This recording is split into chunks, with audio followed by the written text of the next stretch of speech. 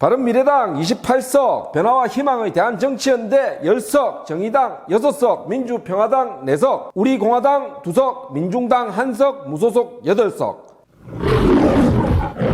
대한민국 군소정당의 현재 의석수인데요. 국회의원 전체 300석에서 보면 20% 정도 해당됩니다. 사실상 국회는 제1당인 집권여당 더불어민주당과 제1야당인 자유한국당의 양당 구도로 봐도 무방합니다. 이 군소정당들이 대한민국 국회의 다당제를 실현하는 데 앞장서고는 있지만 4분 오열된 모습을 보이고 있어서 안타깝기 그지없습니다. 하나의 지향점을 가지고 똘똘 뭉쳐서 다양한 소수 의견을 대변하는 역할을 해야 하는데 정반대의 모습을 보이고 있지 않나 생각됩니다. 먼저 이 군소정당들 중에서 20석 이상 주어지는 원내 교섭단체에 해당하는 바른미래당 한번 보죠. 2주 전에 야수의 이빨에서도 바른미래당의 미래는이라는 주제로 다룬 적이 있는데 아직도 질이 멸렬한 그 상태 그대로입니다. 손학규 당대표는 리더십을 잃은 채 신세 한탄만 하고 있으며 유승민 의원은 외곽에서 불만을 표출하고 있으며 안철수 전 대표는 두문불출하고 있습니다. 내년 총선에서 바른미래당의 미래는 먹구름이 가득합니다. 어제죠. 손학규 대표가 제3의 길 바른미래당이 중심에서는 빅텐트 구상론을 밝혔지만 내년 총선에서 더불어민주당과 자유한국당의 양강 구도하에서 지역구에서 몇 석이나 가져올 수 있을지 현재로서는 암울하기까지 합니다. 다음은 호남을 기반으로 한 민주평화당 쪽 상황 한번 살펴보겠습니다. 한때 원내 4당이었던 민주평화당은 이제 정의당보다 적은 의석수를 가진 원내 5당으로 밀려났습니다. 이 때문에 정동영 대표는 당장 내달 시작되는 정기국회에서도 비교섭 단체 대표 연설을 할 수 없게 됐습니다. 참고로 비교섭 단체 대표 연설 기회는 관행적으로 5석 이상 정당에 주어집니다. 또 탈당파인 변화와 희망의 대한정치연대는 대한신당 창당준비기획단을 띄우고 창당을 지금 준비 중에 있습니다. 줄여서 대한정치라고 하겠습니다. 이 대한정치는 창당준비기획단 가동에 이어서 추석 연휴 이전에 창당준비위원회를 구성하고 늦어도 오는 11월 중에는 창당을 하겠다는 로드맵을 그리고 있습니다. 원내 교섭 단체를 꾸릴 수 없을 정도로 계속 소수 정당으로 있었지만 지금 집권 여당과 함께 발을 맞추고 있는 정의당도 정치권에서 나름 존재감을 드러내고는 있지만 내년 총선에서 과연 몇 석을 가져올지는 지켜봐야 할 것 같습니다. 정의당은 패스트트랙 즉 선거법 개정안 처리를 위해서 지금 올인하고 있는데요. 상황은 녹록치가 않을 것 같습니다. 20일에도 정개특위 법안 처리 촉구를 위한 농성에 지금 돌입한 상태입니다. 아무래도 정의당은 선거법 개정으로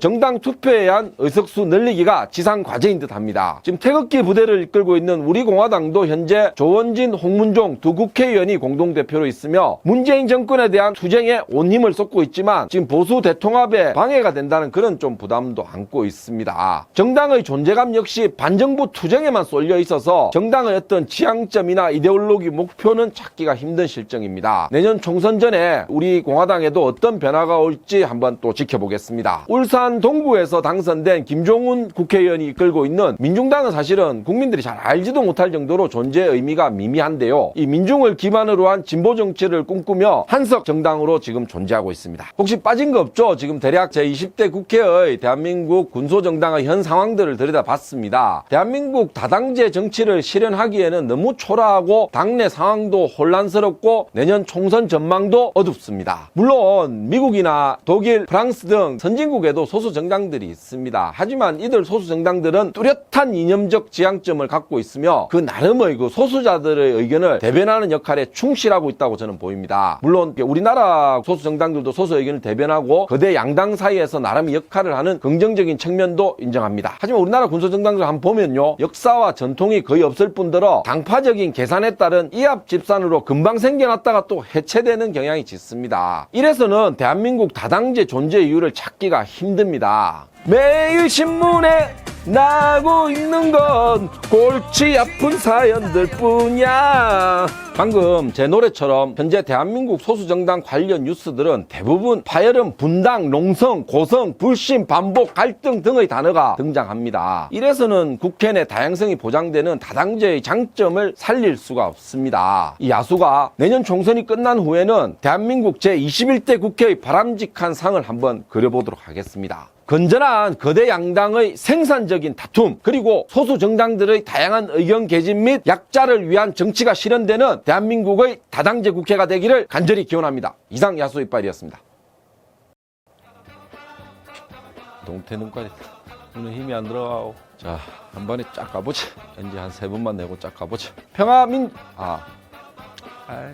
미래는 일하는 바른미래당이 중심이 그리고 한때 원내 사당이었던 이 때문에 참고로 비교섭 단체 연설 대한신당 창당 준비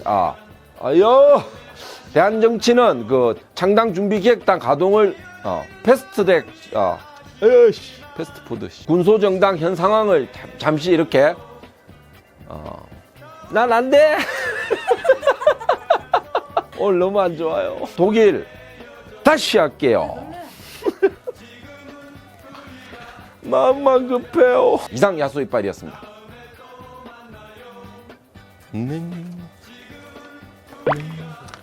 60점 50점 꽈락이에요.